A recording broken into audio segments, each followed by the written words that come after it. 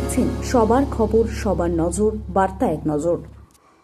বিধানসভার বিরোধী তৃণমূল দলের নেতৃত্ব এখনো দুর্নীতির বন্ধ হলো না। অভিষেক বন্দ্যোপাধ্যায় মহামান্য বিধানসভা অধ্যক্ষকে চিঠি দিয়ে জানিয়েছেন বিরোধী দলনেতা শোভনদেব চট্টোপাধ্যায় এবং উপ বিরোধী দলনেতা নয়না ব্যানার্জি ও অসীমা পাত্র এবং মুখ্য সচেতন ফিরহাদ হাকিম।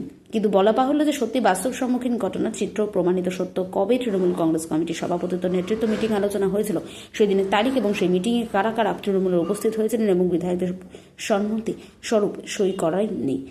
তাই এই ব্যাপারে মাননীয় অধ্যক্ষ সাহেব বিরোধী দলের নেতাদের নেতৃত্ব সহমত মঞ্জুর করতে পারলেন না। বিরোধীদের জালিয়াতি করা এখনো পর্যন্ত অটুট বন্ধনের আবদ্ধ রইল।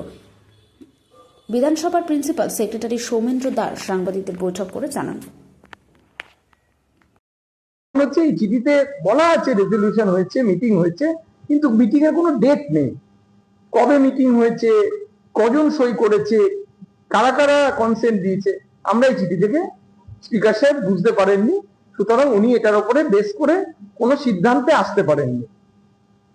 না, এইটাই হচ্ছে মেন আপনাদের বলার বক্তব্য। তারপরে যদি আপনারা বলেন যে এটা স্পিকার সাহেব কিভাবে, উনি এটা তো description of the honourable speaker, সেটা কোথায় লেখা আছে? সেটা লেখা আছে Bengal legislative assembly members emoluments act 1937 এর এক্সপ্লেনেশন 2। সেইখানে বলা আছে, if any doubt arises as to which is or was at the material time the party in opposition to the state government having the greatest numerical strength in the West Bengal Legislative Assembly, or as to who is or who was at any material time the leader in the said assembly of such a party, the question shall be decided for the purposes of this act by the speaker of the said assembly.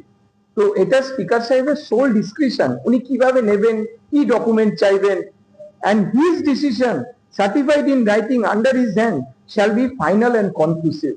এবং that honorable speaker's decision is final and conclusive so far as the assembly is concerned. উনি চেয়ে পাঠিয়েছেন, এবারে উনি এনারা দিলে সেটা instantly ওনার কাছে প্লেস হবে, এবং প্লেস হওয়ার পরে উনি যেটা মনে করবেন সেটা উনি জানাবেন। রাইট, এইটুকু।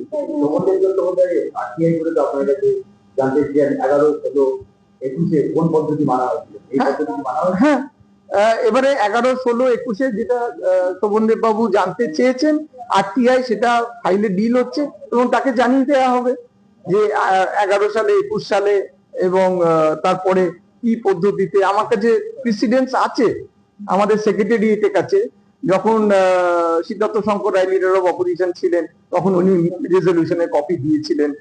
তো সেইগুলো দরকার মতো আমরা we have the documents, we will furnish at the appropriate time. আরেকটা করতে চাই, রবীন্দ্র চট্টোপাধ্যায় বলছেন যে বিরোধী দলের নেতারা স্পিকারকে একসঙ্গে মুখ্যমন্ত্রী কোনো চেয়ারে বসিয়েছে, এদের ঘোষণা করা হয়েছে বিরোধী দলনেতা এবং মুখ্যমন্ত্রী সবাই মিলে যে নিয়ম আছে স্পিকারের চেয়ারে বসা, যেটি নির্বাচিত হবে। তারপরে আবার এখন বলছেন যে বিরোধী দলনেতাকে চেঞ্জ করা হয়েছে, যে আমাদের ঘোষণায় করা হলো ফ্লোরের মধ্যে যে বিরোধী দলনেতা মুখ্যমন্ত্রী মিলে স্পিকারকে প্রধানমন্ত্রী চেয়ারে আনতে হবে। আবার এখন তারা প্রশ্ন করেন, দেখুন,